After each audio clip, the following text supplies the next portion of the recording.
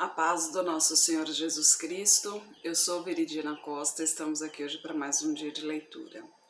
Senhor Deus e Pai, glorificado e exaltado és o teu santo nome. Muito obrigada, Pai, por mais um dia de vida, agradeço por sua bênção e por sua proteção.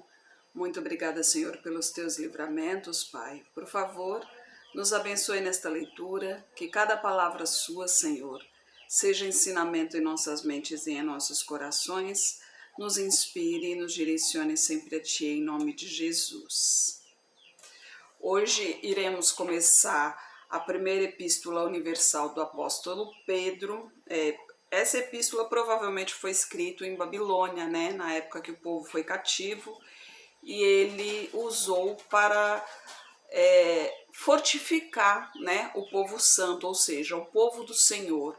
Lembrando que santo significa povo separado, ou seja, o povo separado para o Senhor, né?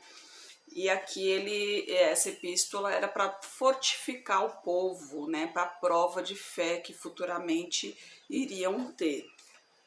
Vamos ver se a gente consegue ler os 4 capítulos hoje.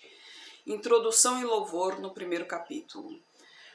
Pedro, apóstolo de Jesus Cristo, aos estrangeiros dispersos no Ponto, Galácia, Capadócia, Ásia e Bitínia, eleitos segundo a presidência de Deus Pai e santificação do Espírito, para a obediência e aspersão do sangue de Jesus Cristo. Graça e paz vos sejam multiplicadas. Bendito seja o Deus e Pai de nosso Senhor Jesus Cristo, que, segundo a sua grande misericórdia, nos gerou de novo para uma viva esperança, pela ressurreição de Jesus Cristo dentre os mortos, para uma herança incorruptível, incontaminável e que não se pode murchar, guardada nos céus para vós, que mediante a fé estáis guardadas na virtude de Deus para a salvação, já prestes para se revelar no último tempo, em que vós grandemente vos alegrais, ainda que agora importa, sendo necessário, que estejais por um pouco contristados com várias tentações, para que a prova da vossa fé, muito mais preciosa do que o ouro que perece e é provado pelo fogo, se ache em louvor, honra e glória na revelação de Jesus Cristo, ao qual, não o havendo visto, amais, no qual, não o vendo agora, mas crendo, vos alegrais com gozo inefável e glorioso, alcançando o fim da vossa fé, a salvação das vossas almas, da qual salvação inquiriram e trataram diligentemente os profetas que profetizaram da graça que vos foi dada, indagando que tempo ou que ocasião de tempo o Espírito de Cristo, que estava neles, indicava, anteriormente testificando os sofrimentos que o Cristo havia de vir e a glória que se lhes havia de seguir, aos quais foi revelado que não para si mesmos, mas para nós, eles ministravam estas coisas que agora vos foram anunciadas por aqueles que, pelo Espírito Santo, enviado do céu, vos pregaram o Evangelho, para as quais coisas os anjos desejam bem atentar. Portanto, cingido os lombos do vosso entendimento, sede sóbrios e esperai inteiramente na graça que se vos ofereceu na revelação de Jesus Cristo, como filhos obedientes, não vos conformando com as concupiscências que antes havia em vossa ignorância, mas, como é santo aquele que vos chamou, sede vós também santos em toda a vossa maneira de viver, porquanto está escrito, sede santos, porque eu sou santo. E se invocais por Pai aquele que, sem acepção de pessoas, julga, segundo a obra de cada um, andai em temor durante o tempo da vossa peregrinação, sabendo que não foi com coisas corruptíveis, como prata ou ouro, que fostes resgatados da vossa vã maneira de viver, que por tradição recebestes dos vossos pais, mas com o precioso sangue de Cristo, como de um cordeiro imaculado e incontaminado, o qual, na verdade, em outro tempo foi conhecido, ainda antes da fundação do mundo, mas manifestado nesses últimos tempos por amor de vós, e por ele credes em Deus, que o ressuscitou dentre os mortos e lhe deu glória, para que a vossa fé e esperança estivessem em Deus, purificando as vossas almas pelo Espírito na obediência à verdade, para a caridade fraternal, não fingido. Amai-vos ardentemente uns aos outros com um coração puro, sendo de novo gerados, não de semente corruptível, mas da incorruptível, pela palavra de Deus viva e que permanece para sempre. Porque toda a carne é como a erva, e toda a glória do homem como a flor da erva. Seca-se a erva e cai a sua flor, mas a palavra do Senhor permanece para sempre. E esta é a palavra que entre vós foi evangelizada. Capítulo 2. Deixando, pois, toda a malícia, todo o engano, fingimentos, invejas e todas as murmurações, desejai afetuosamente, como meninos novamente nascidos, o leite racional, não falsificado, para que por ele vades crescendo, se é que já provastes que o Senhor é benigno.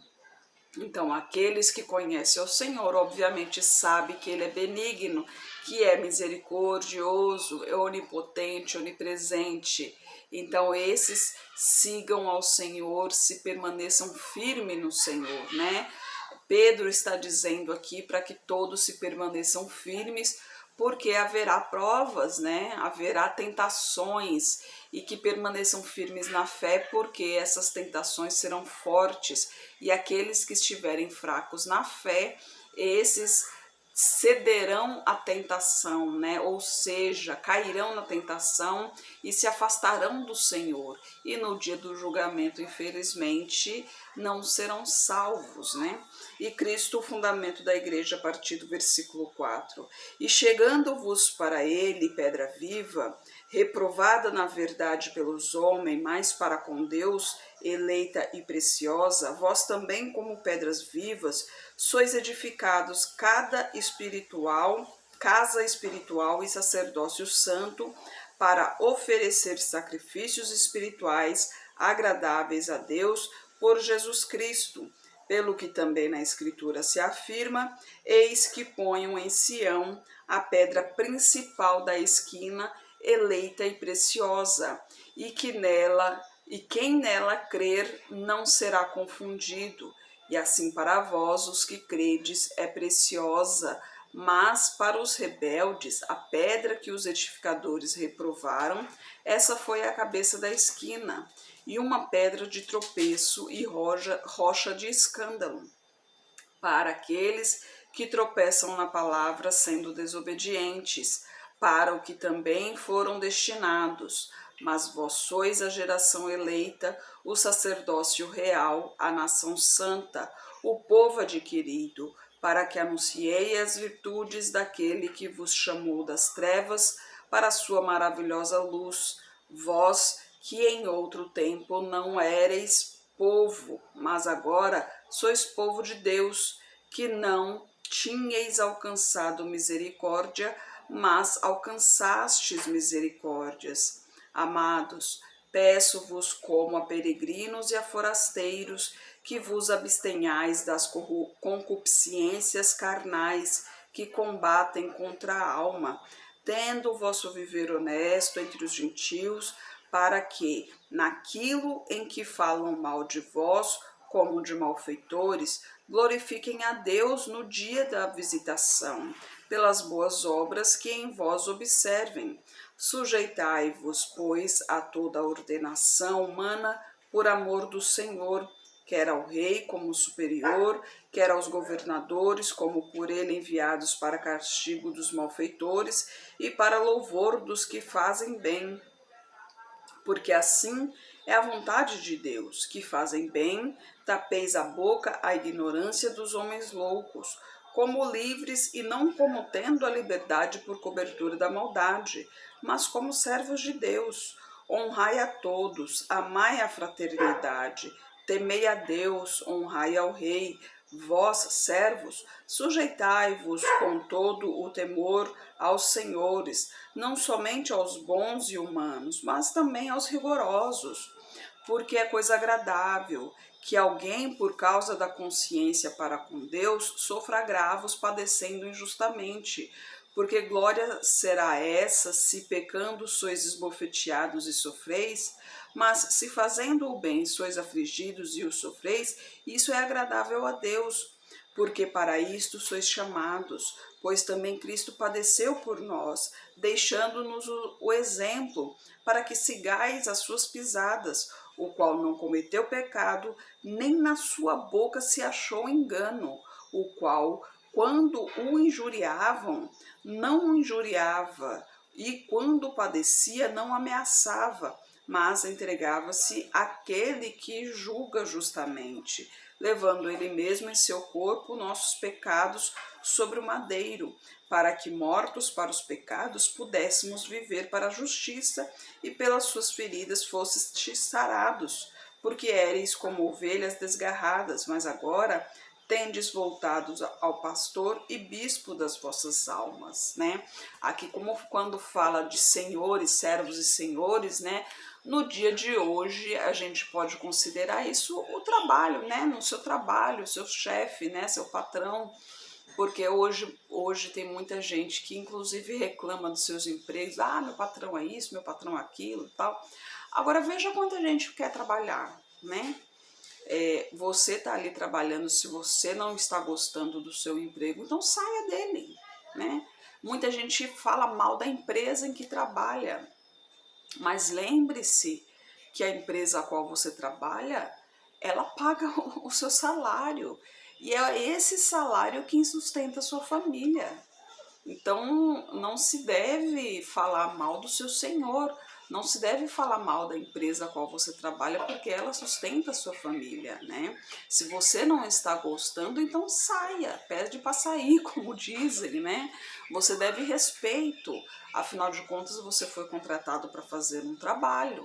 Se você não está gostando desse trabalho, se você não está satisfeito com esse trabalho, então você deve conversar com seus superiores, entrar num acordo, procurar se for uma empresa grande, por exemplo, procurar uma área diferente ou sair, porque quantas e quantas pessoas tem por aí procurando emprego, tentando sustentar a sua família e não consegue um emprego para sustentar a sua família.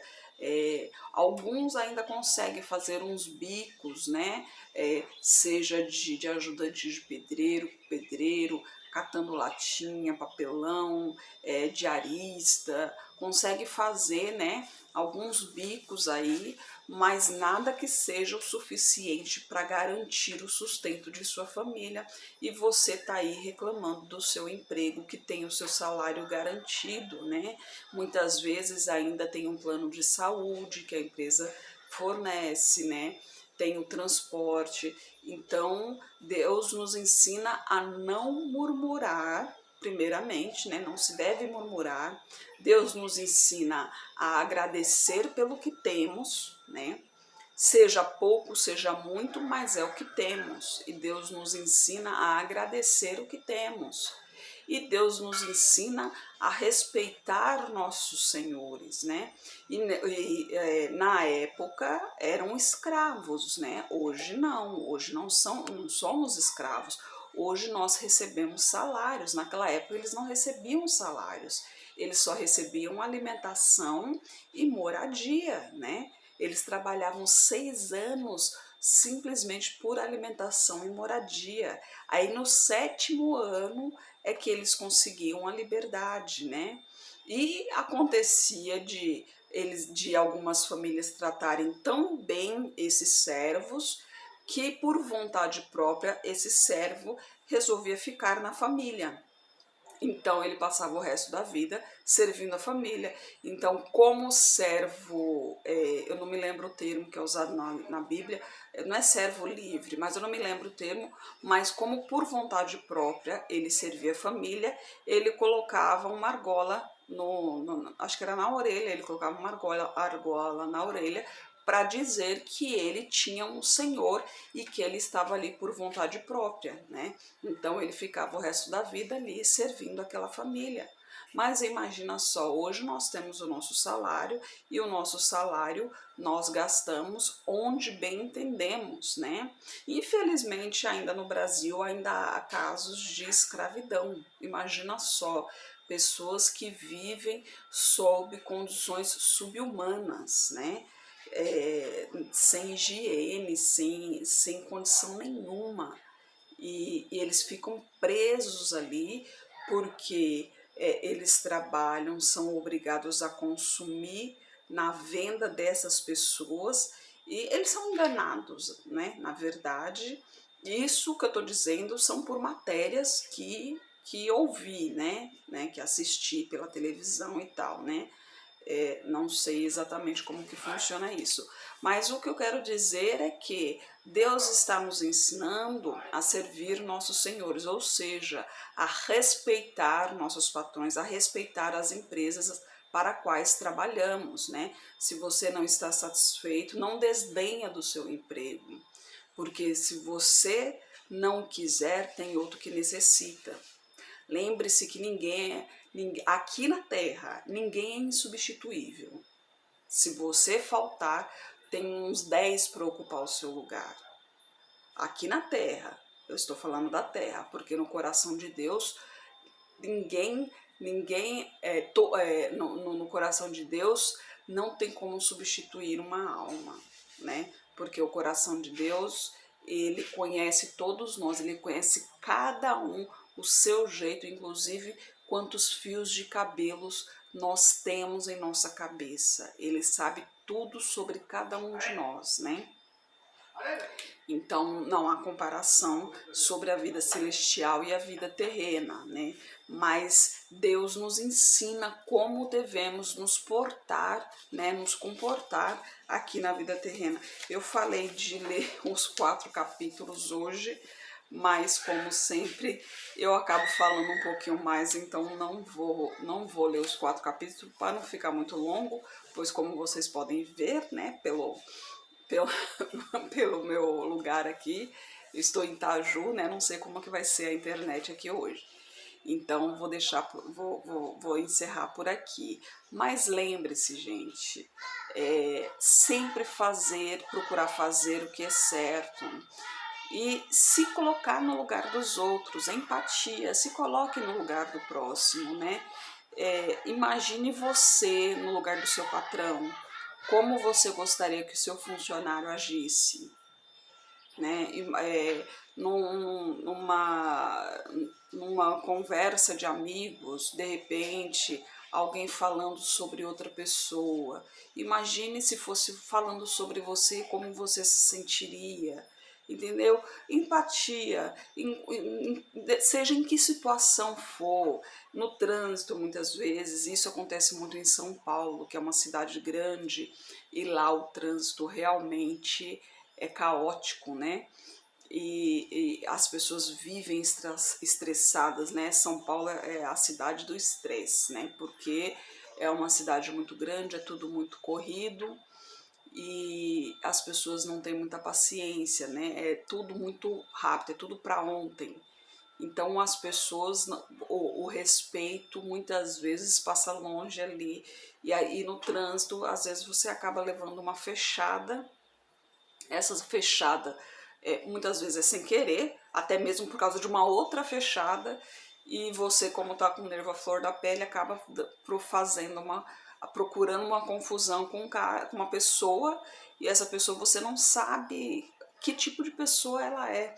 Eu vi um vídeo uma vez, um dia desses aí, um vídeo na rede social, em que o motorista do carro, ele foi errado, obviamente, mas o motoqueiro ele deu a volta, né? Ele fez o retorno para ir buscar, para ir tirar satisfação.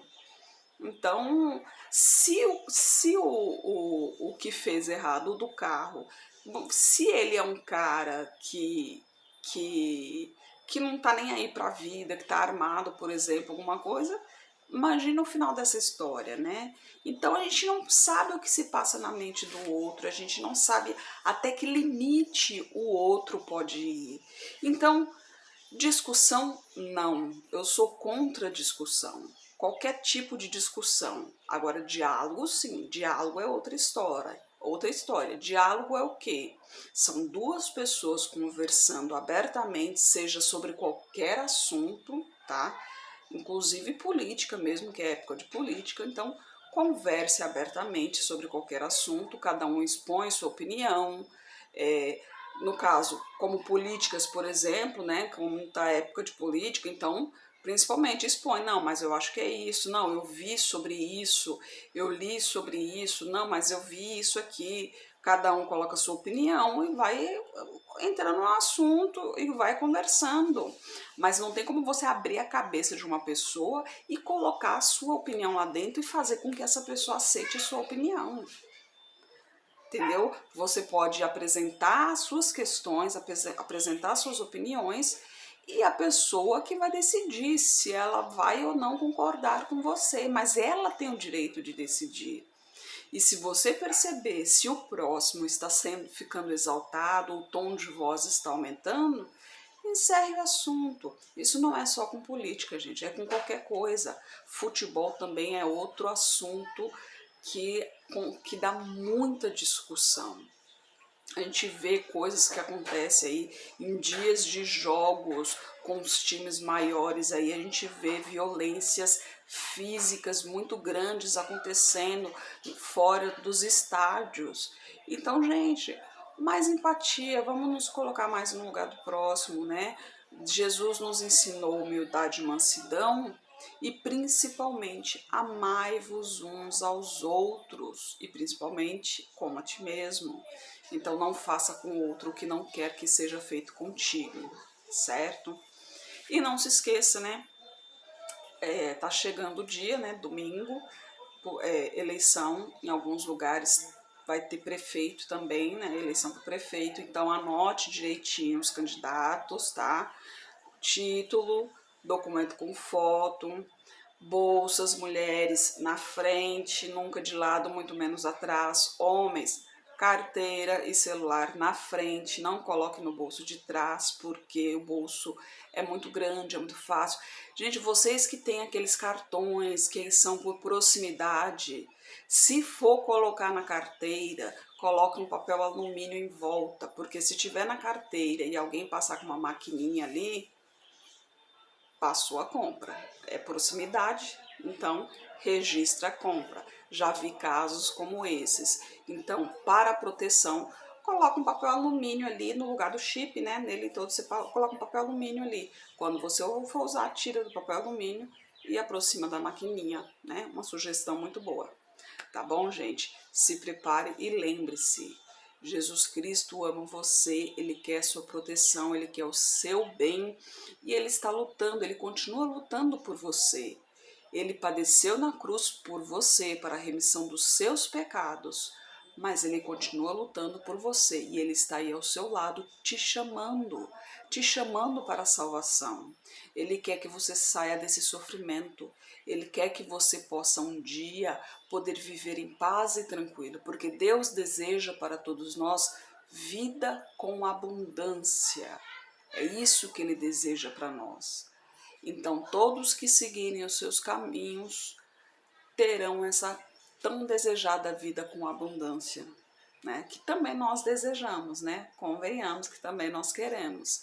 E com brevidade, porque o fim dos tempos estão chegando. Senhor Deus e Pai, glorificado, exaltado é o teu santo nome. Muito obrigada, Pai, por mais um dia de vida. Senhor, muito obrigada por tuas palavras, Pai. Obrigada por tua mensagem, Senhor. Eu peço a Ti por essa pessoa que está orando comigo. Manifeste o teu poder na vida dela, Pai. Toque em sua saúde, em suas finanças, Pai. Toque em seu coração, Senhor. Peço a Ti por toda a minha parentela, por toda a parentela de meu esposo. Derrama a Tua unção sobre cada um deles, Pai. Manifeste o Teu poder na vida de cada um.